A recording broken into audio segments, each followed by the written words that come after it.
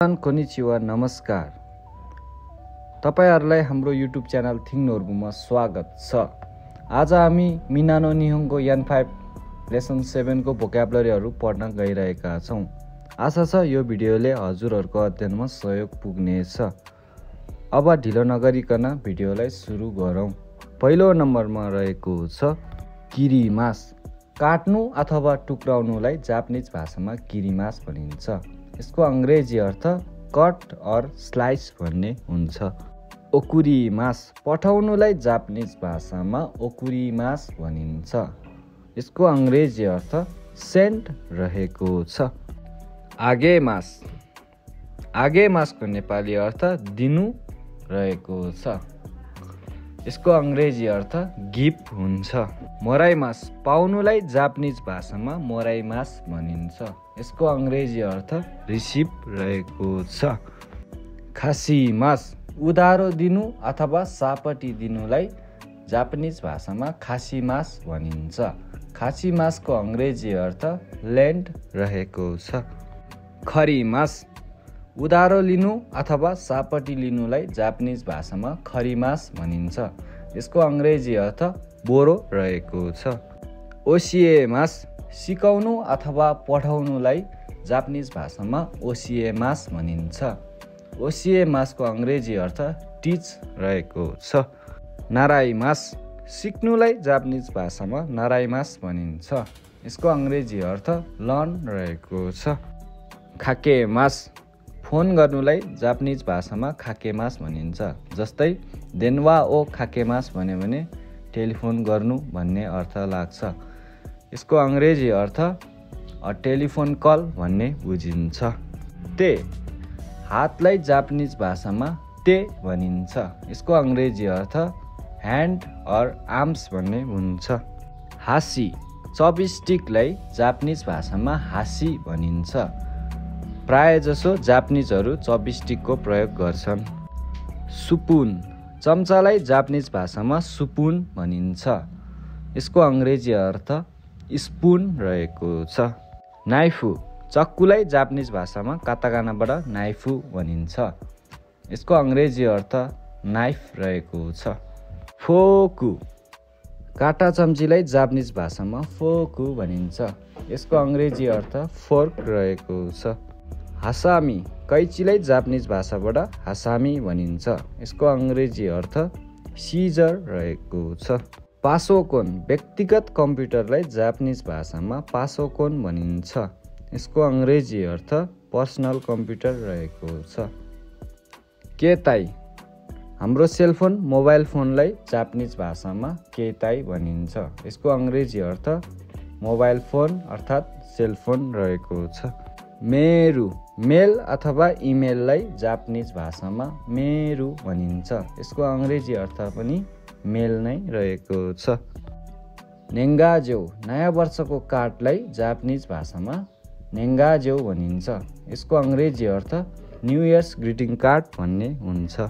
पान्ची। Punching मेसिनलाई Japanese भाषामा पान्ची भनिन्छ। पान्चीको अंग्रेजी अर्थ पञ्च रहेको छ। होच्चिकिसु।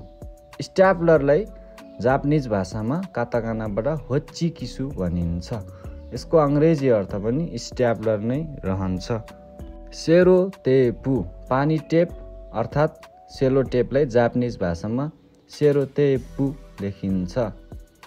यसको अंग्रेजी अर्थ सेलो टेप भन्ने हुन्छ। केसिगोमु।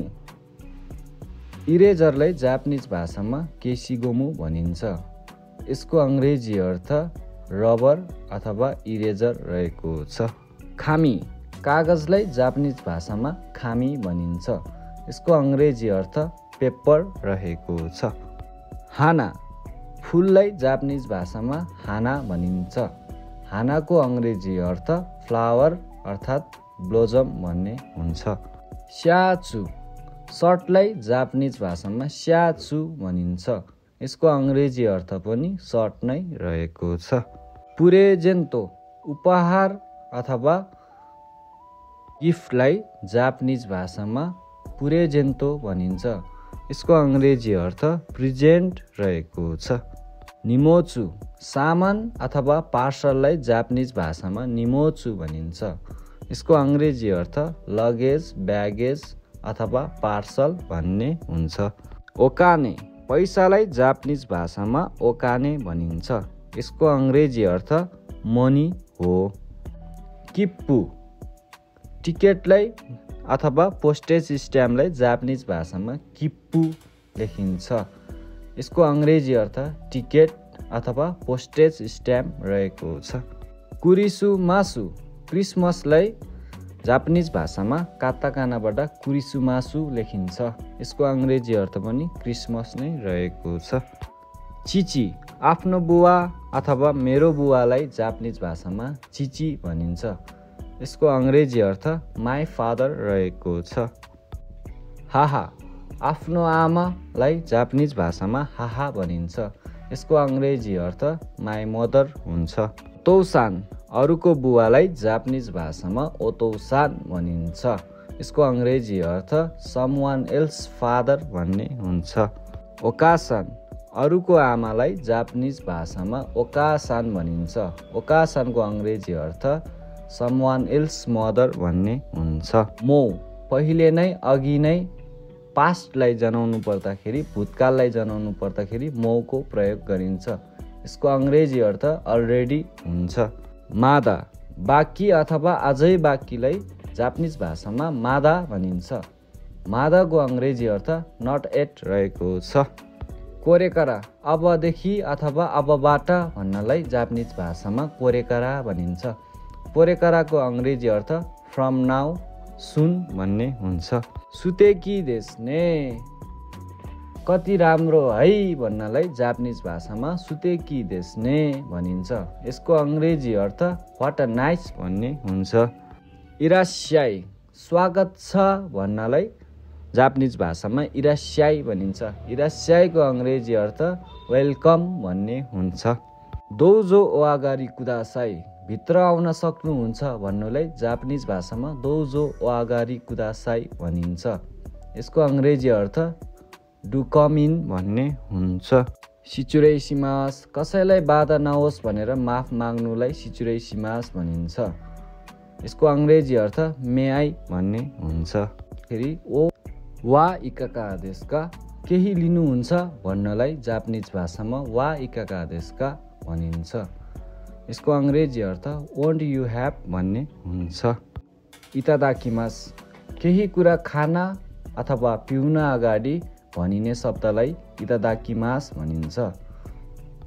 केही कुरा खान अथवा पिउन अगाडि इतादाकिमास भनेर सम्बोधन गरिन्छ।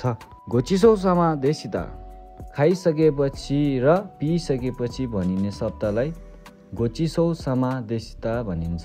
यसको अङ्ग्रेजी अर्थ द्याट वाज डेलिसियस भन्ने हुन्छ। सुपेइन स्पेनलाई जापानिज भाषामा काताकानाबाट सुपेइन भनिन्छ। यसको अङ्ग्रेजी अर्थ पनि स्पेन नै हुन्छ। भिडियोलाई अन्तिमसम्म हेरेर साथ दिनुभएकोमा धेरै धेरै धन्यवाद।